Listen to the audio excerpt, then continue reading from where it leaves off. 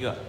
Oke, jadi sekarang media edukasi personal saya adalah poster ya, dengan judul batuk atau bersin nggak ada tisu, ngedep aja lagi.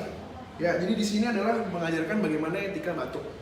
Oke, yang pertama adalah tutup hidung dan mulut menggunakan lengan, seperti yang ada di gambar sini. Lalu jangan gunakan tangan untuk menutupnya. Lalu gunakan masker ketika tidak enak badan, dan cuci tangan setelah batuk atau bersin. Rencananya poster ini akan kami tempelkan di sudut-sudut di setiap posyandu.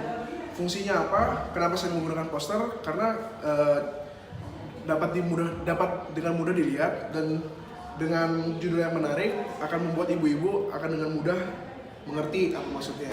Kira-kira seperti itu.